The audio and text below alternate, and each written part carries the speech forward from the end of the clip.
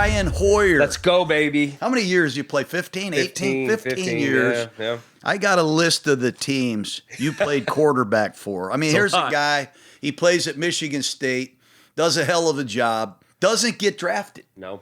You go to the Patriots, the Steelers, Arizona, Cleveland, Houston, Chicago, San Francisco, back to New England, Indianapolis, back to New England, and the Raiders. The Raiders.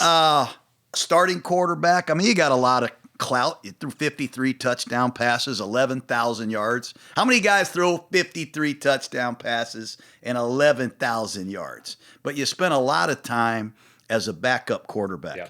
And I want to start right there. Okay. Jarrett Stidham. Yeah. I mean, hell. That's my guy. Yeah, Stiddy. You're together with him and the Raiders. He's got to go in and play in an AFC Championship game. Hasn't started a game. Hasn't played a game. Hasn't done anything. I'm in the AFC Championship game, and Rich Gannon goes down. We got to put in Bobby Hoying. Hadn't played the whole year. I want fans to know what that's like, just sitting there all game or all year, and all of a sudden lightning strikes and you're in there and you got to come and perform at a high level. It's tough, man. It's tough. I mean, for me, this almost happened to me in 2017. We're out at practice on Wednesday, AFC Championship week. Tom Brady and Rex Burkhead, they go to hand the ball off, a little miscommunication. He splits his thumb open, like a 5-inch gash on his thumb. And I'm looking around, oh shit, I'm starting the AFC Championship game, boys. And I had just gotten back that year. I was part of that Jimmy Garoppolo trade. And so it was an interesting week. It was a lot of sleepless nights, a lot of extra film study, meetings. But I felt confident because I knew if I played that game, I was playing on the best team that I ever played on. I think Stiddy probably felt the same way. And I don't know how you felt about it. Obviously, the weather got involved. But I was impressed with the way Stidham commanded the offense out there. He was making the mic points. He was loud. He had that great deep ball in the post when they were in that 44 push. But eventually, the weather turned, and it turned into where you're going to have to drop back and throw in those conditions. It's tough. You got to be prepared to play, not knowing when your name will be called, which is tough. Now, in my 15-year career, it only happened to me twice where, boom, quarterback's down, you're in the game. And that adrenaline rush, you black out for the first, 2 series of you going in there. It's just reaction, and hopefully you have the comfortability with the offense, and you just go out there and kind of get in that flow zone. As a young coach, head coach, I thought I was on the right trajectory. I had 3 guys with my quarterbacks. I decided I would call the plays and coach Rich Gannon. Yeah. And he had his own playing style. He liked these plays, he loved most about everything, but he had this vast need for offense. He needed audibles. He needed contingency plans. He needed a lot. And I loved that about him. Then we had Rodney Peete, who liked his own little formula play. So I had Mark Trestman coach him. Yep. And if something happened to Rodney, Mark, he'd be ready to call the plays. And then we had David Shaw, who became the head coach at Stanford. He would coach our rookie, Marcus Tuiasosopo. Because Marcus is just learning shit. He's learning a snap count. Yeah. How did that work? I want to know, throughout your career, what was the best setup you ever had? The best quarterback room, staff, preparation that you ever had? So it was interesting. I came into New England. Josh McDaniels just left to go to Denver. So it was me, Tom Brady, and Bill O'Brien. And so I'm just trying to figure out what's going on. Billy's first year calling plays. So I was kind of just like the fly on the wall. Speak when spoken to, learn a lot. And Billy would spend extra time with me. And I thought one of the coolest things that we did in New England, at the end of practice, we had what we called a basic period.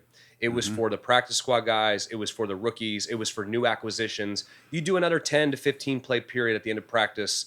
Now, depending on injury and roster, maybe it's 7-on-7, maybe it's team. And that's when those quality control guys and some of those guys spend extra time and you get those reps. But honestly, the best room that I was a part of is when I came back to New England in 2017. It's me, it's Tom, it's Josh, and it's Jerry Shaplinski's the quarterback coach. And I think what it was then, I had earned the respect of those guys in that room because I went off on my own and played a lot of football.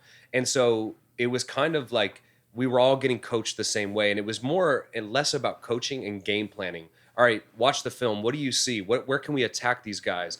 What thoughts are we thinking about this week? And Jerry would take me because I was just getting back into the mix of things in New England, and we do the extra basic periods where we, at the end of practice, go through the entire call sheet, walk through plays on the field with maybe some of the younger guys. And I thought it was such a great setup because it was 2 veteran quarterbacks who knew the offense, who, when we went in that meeting room, it was all about what's the game plan for this week? How do we win this game?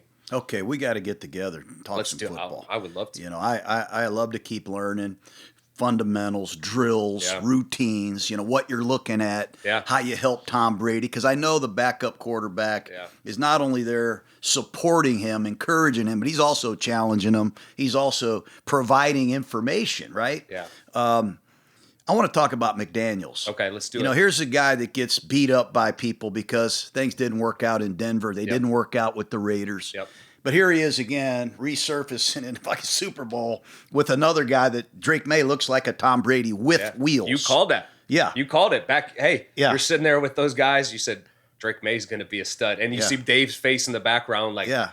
But I want to know about McDaniels as an offensive coordinator with 2 weeks to prepare. Yeah. You better watch out, man. I agree. 'Cause he's going to have – what is it about him that makes him a great coordinator? To me, the system is so unique because it went from Charlie Weiss to Josh.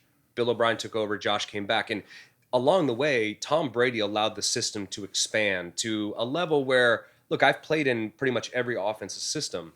That system, the Patriots system, because of the evolution of what Tom was capable of doing, what Josh was able to do along the way, and what the players around him were able to do. That's why they always needed these smart, tough, dependable guys like Gronk and Edelman and Dola and, you know, James White, because we asked a lot of these guys, a lot of alerted plays, very rarely. You'll love this. You will absolutely love this. We played the Philadelphia Eagles in the Super Bowl in 2017 against Jim Schwartz, pretty good defensive coordinator. In what we called a danger zone, 3rd, 6 to 10, they either ran some type of man, some type of zone, or blitz zero. So look, we gotta have answers for all of them. We were calling 3 plays in the huddle in those situations. So we call, you know, gun target. I shouldn't use the terms. Let's hear it. Gun target right, 64, F Pluto read, alert Tar Heel, kill tornado to Z. So you got an alert, you got a kill. And that was to be able to come up and gather information. You're calling a play for man-to-man. Yep. Killing it if it's cover 3. And if it's cover 0, you go to the alert. That's right. So that's freaking awesome. Yeah, man. I mean, but that's hard. In the Super Bowl. It's not so much hard on the quarterback. Yeah. How'd you like to be the left tackle? Yes. I mean, he thinks it's 64 protection. Then all of a sudden it's a max protection, you know, and your assignments change. Yeah, and I think that takes a lot of building a foundation. I think that's the biggest thing with that Patriots system is there is a foundation built early. And you don't get to come in and learn where Tom Brady learned it. You got to learn it up here. And so I think Josh and his staff, and this has been unique of this year, a lot of these guys never worked with Josh before. And so you're starting to see a little bit of elements of that West Coast come in. How many times have we seen Drake May half roll? You know, some of those elements, the wide zone, now they're incorporating, he's got the quarterback draw for the touchdown in the AFC Championship game. So it's adaptable, but it has a foundation and there's core principles that it's built upon. When you learn those, now you start to be able to, okay, I'm the F in this personnel grouping. Now I'm the Z. How do I learn these past concepts? How do I know, you know, you talk about the line and their protection. I mean, those guys, and they had, you know, for a long time, the greatest, in my opinion, Scarnecchia, and the way he coached those guys, and David Andrews, who I do the podcast with, you came on.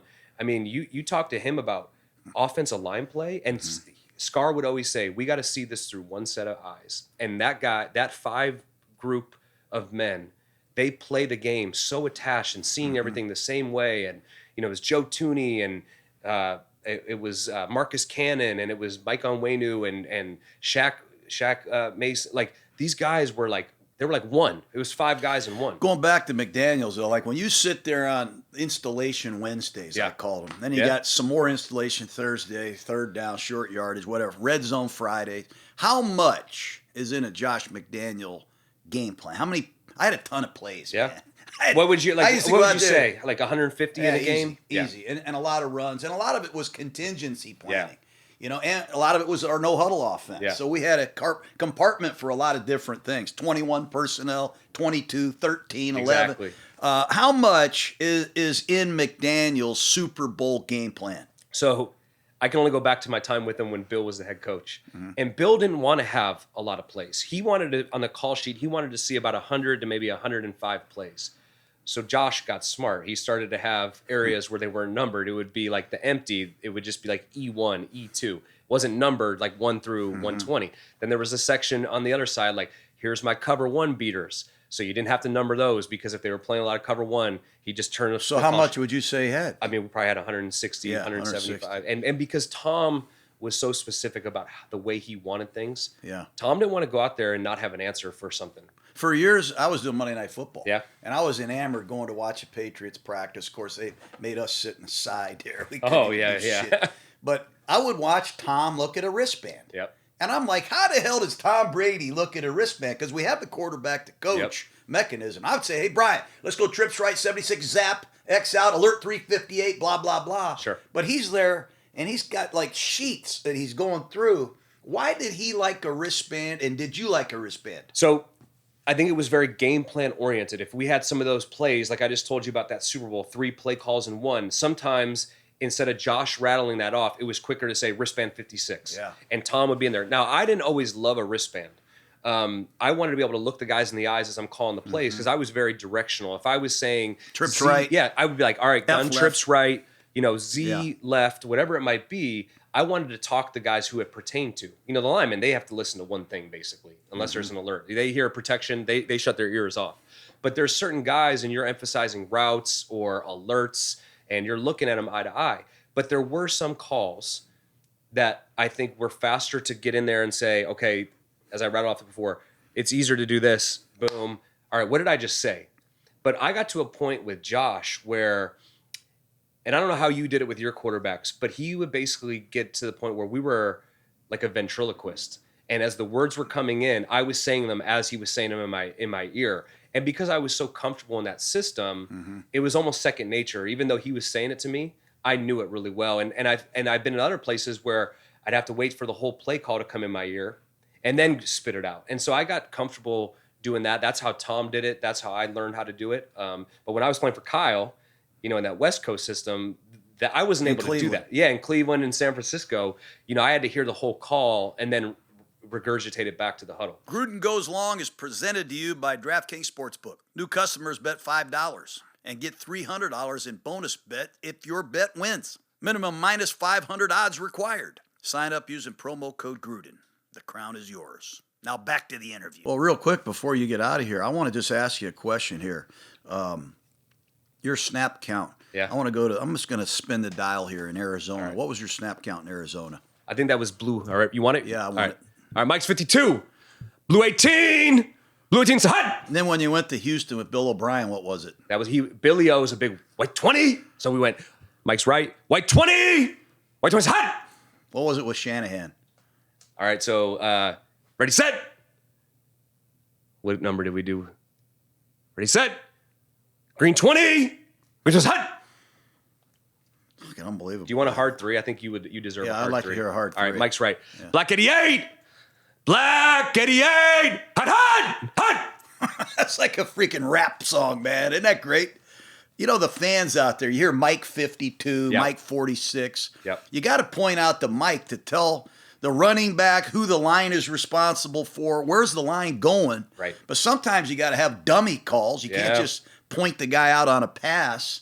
What was your communication in terms of after the Mike call? Yep. Would you handle the protection or would you let Andrews in the center? You had Mack playing for you in Cleveland. Yeah. You've had some great centers, I have man. had some great centers, yeah. You let the center, hey, Bangel, or do you make a call for him? So in Cleveland, in Kyle's system, that was all Alex's responsibility, and he was phenomenal at it. I mean, you're talking about a guy who went to Cal, Brainiac. He handled all of that. That was part of that system. So I'd come up to the line, ready, set.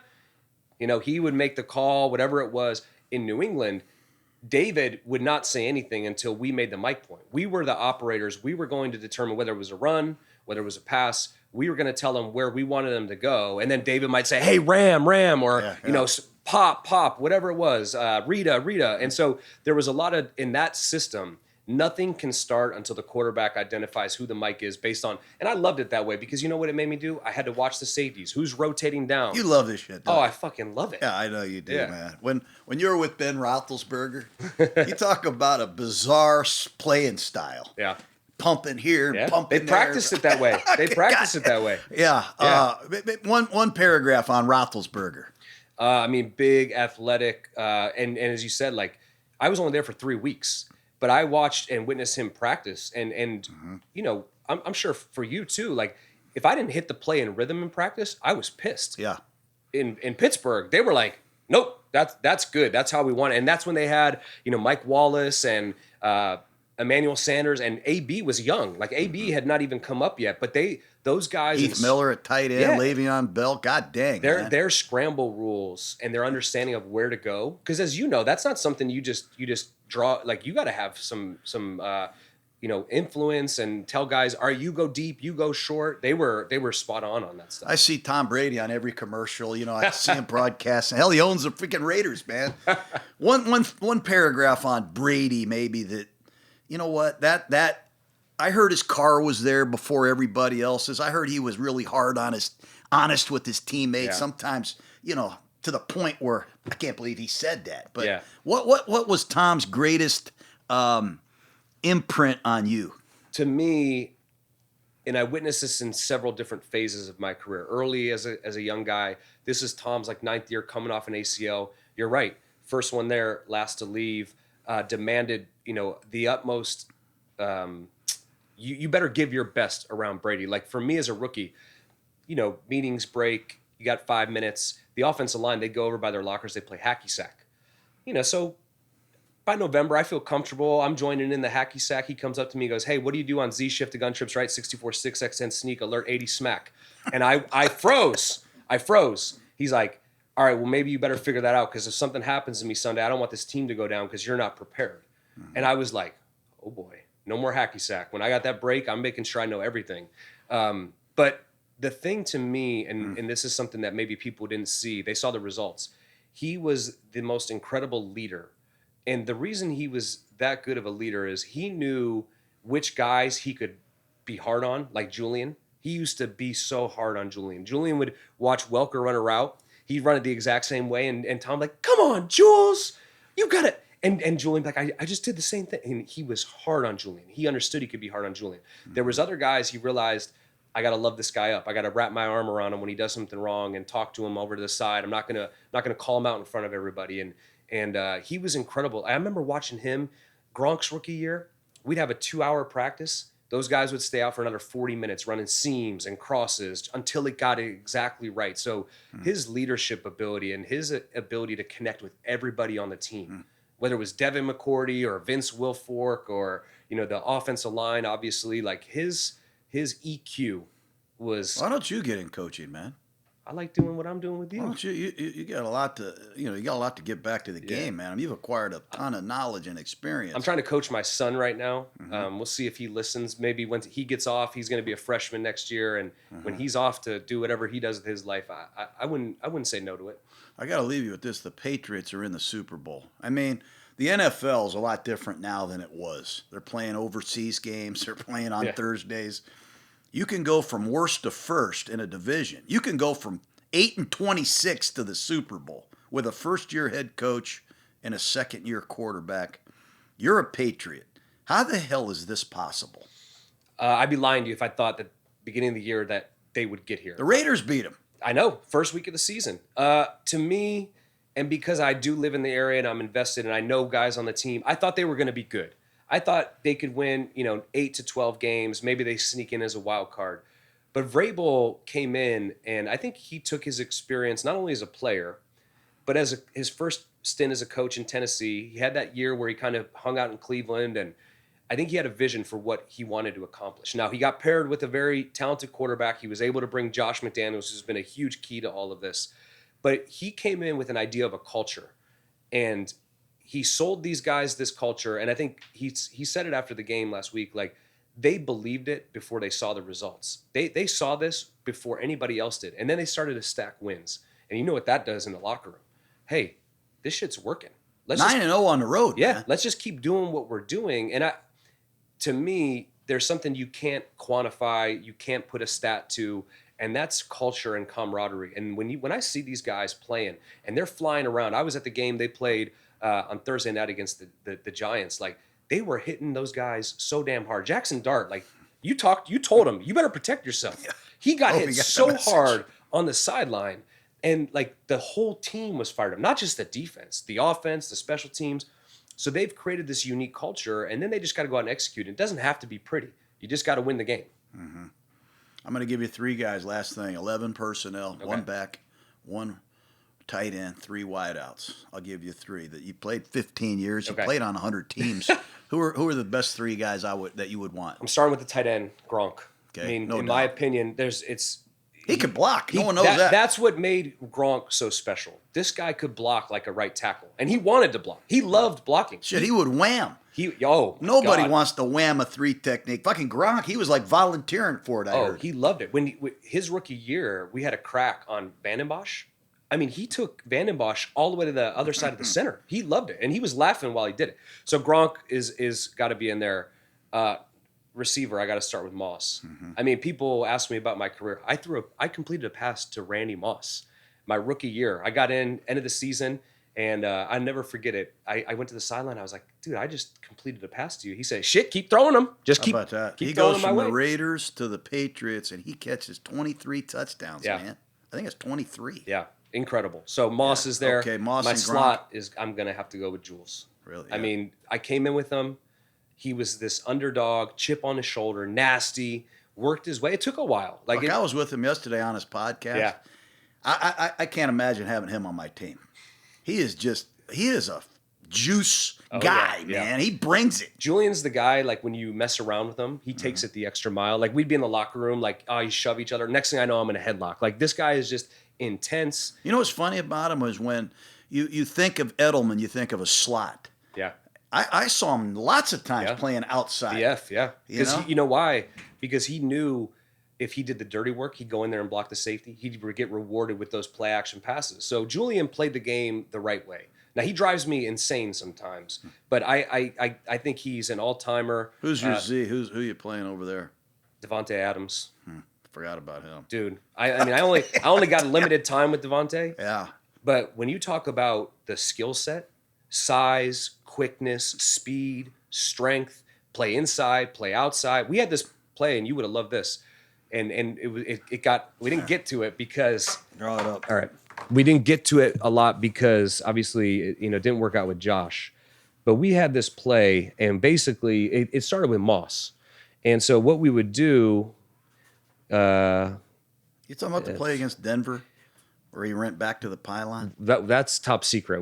That's I not know the it play is. I'm talking about, but this one I always thought was really great. So we'd start this was like over, and then we'd zing them in. And these guys, so he's in a close split. We'd run him on a outgo. This would be a deep comeback. Now you knew basically it was going to be Devontae coming here, and he could go there, he could go there, he could do whatever he want. We called it a pistol route. Devontae, you just read the guy. If it's post safety and he leans this way, you take it across. Like a middle read? Not a middle, like you just go down the middle of the field and you just go wherever you want and you put your hand up when you want the football. Oh, shit. So it was like everybody clear out of the way. It was a pure clear out for him to work the middle. Do whatever you want. You want to go to the post? Go You ahead don't and know take if it. it's a flat post, a high High post. Nope. And this all started with Moss in 07. But Devontae on this, I get there, I'm like, all right, I could throw it 65 yards. I launched it. I still underthrew him. He had to slow down to catch the ball in practice. Was it play action? Play action, yeah. Put it on there. Yep. Where's 135 the check down? gut. I know you got check downs. So play action. Play action. You better turn with this guy running this route off of motion. You better reverse 6, reverse 8. left. Yeah. Yeah. Open 135 gut off of like the inside zone. Boom, he's your check down. And then all we had to do was once you saw him go one way, you just check to make sure the corner was pinned down. Yeah, I went to New Orleans to help Derek a little bit, Yeah. support Derek when he went to play for the Saints. Yep. And he was talking about the touchdown pass against Denver. Did he tell you about that route? Yeah. It's a deep cross. Unless the guy gets cut off. And if he gets cut off, he takes it to the stash, man. So I think that was one of the most innovative things. Unbelievable. That That's Josh- McDaniels, though. Those guys came up and Julian ran it in the Super Bowl against the Rams. That's what got him this MVP in the Super Bowl. Obviously you have to know it's man coverage, right? You don't want to do that versus zone and then he's breaking back It's out. got to not only be man, it's got to be a certain kind of man. Exactly. The And guy's got to be overplaying the deep cross. And those guys have to have a feel, and so that tells you the type of receiver that Devontae is. Oh, God. He can feel those things. He can run those route adjustments. But also, look at what he did in LA this year. I thought that was, I mean, I love Puka and I love Cooper Kupp, but they were kind of similar guys. You go out and you get Devontae. Yeah. He's a true X, a true outside guy, but also can do things like this. That's scary. Brian Hoyer, you're a beast, man. No, I could talk to you all day, we man. Can, yeah.